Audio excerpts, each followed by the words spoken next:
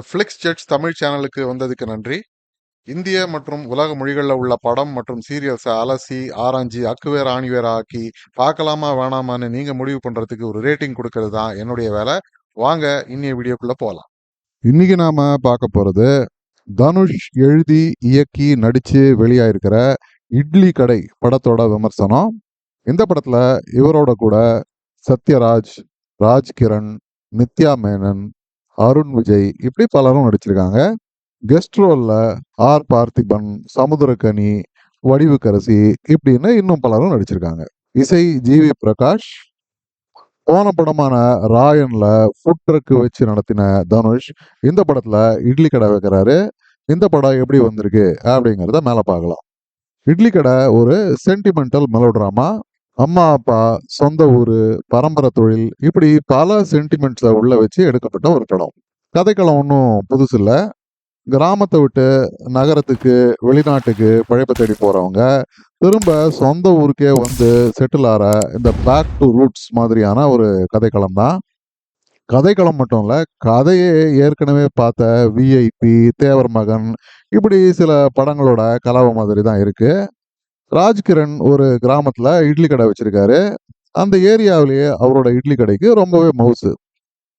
தவிர அஹிம்சா வழியிலேயே போய் பல பிரச்சனைகளை தீர்த்து வைக்கிறதுனால ஊர்ல ரொம்பவே நல்ல பேர் அவருக்கு. இவரோட ஒரே மகன் முருகன், தனுஷ் ஏற்று நடிச்ச பாத்திரம்.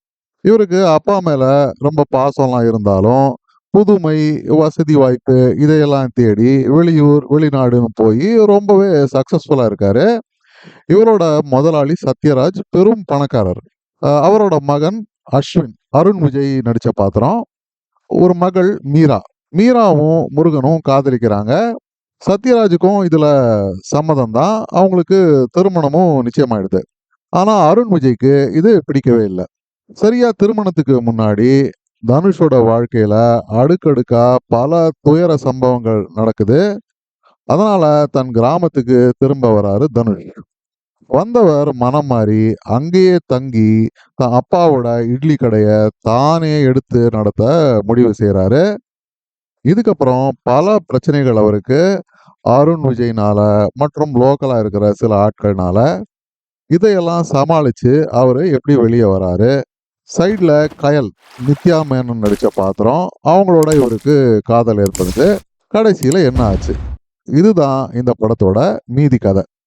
படத்தோட ப்ளஸ் பாயிண்ட் அப்படின்னு பார்க்கணும்னா, டைரக்டர் தனுஷ் ஒரு குறிப்பிட்ட மெசேஜை, அதாவது சொந்த மண், சொந்த பந்தங்களை மீறி எதுவுமே இல்லை, பணத்துக்கு பின்னாடி போனா நிம்மதி இருக்காது அப்படிங்கிற ஒரு மெசேஜை ரொம்பவே அழுத்தமா அங்க இங்க டைவர்ட் ஆகாம நிறைய எமோஷன்ஸ் எல்லாம் கலந்து தெளிவா கொடுத்துருக்காரு.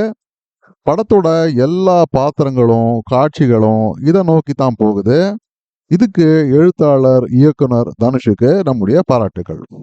ஆனா ஏற்கனவே சொன்ன மாதிரி சொல்ல வந்த கருத்தோ அதை சொன்ன விதமோ வர்ற மெயின் மற்றும் சைடு கதாபாத்திரங்களோ எதுலேயுமே புதுமையே இல்லை. ரொம்பவே ஃப்ளாட்டான, ப்ரெடிக்டபிளான, எந்த திருப்பங்களும் இல்லாத ஒரு ஸ்கிரிப்ட் தான் இது. தனுஷ் பாத்திரமும் விஐபி, தேவர் மகன்ல பார்த்த பாத்திரங்கள் மாதிரியே தான் இருக்கு. இன்ஃபேக்ட் நித்யா மேனன் கூட இப்பதான் தலைவன் தலைவியில பரோட்டா கடை போட்டிருந்தாங்க. இப்போ எதிர இருக்கிற இட்லி கடைக்கு வந்துட்டாங்க, அவ்வளவுதான். இவங்களுக்கு பாவம் எப்பதான் ப்ரமோஷன் கொடுத்து ஒரு ஹோட்டல் அளவுக்காவது உயருவாங்க அப்படிங்கிறது போக போக தான் நமக்கு தெரியும். இதே மாதிரி ராஜ்கிரண், இளவரசு, ஏன் அருண் விஜயோட பாத்திரத்துல கூட எந்த விதமான புதுமையும் இல்லை. அரைச்ச இட்லி மாவையே திரும்ப அரைச்சிருக்காரு தனுஷ், அவ்வளவுதான். கொஞ்சம் கூட மெனக்கெடவே இல்லை.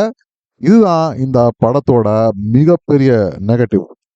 ஒரு 5-10 வருஷங்களுக்கு முன்னாடி வந்த தமிழ் படங்களெல்லாம் நீங்க பார்த்ததே இல்லை அப்படின்னா இந்த கதை ஒருவேளை உங்களுக்கு புதுமையா இருக்கலாம். மற்றபடி நடிப்புன்னு பார்த்தா எல்லாருமே கொடுத்த பாத்திரத்தை சரியாவே நடிச்சு கொடுத்துருந்தாங்க.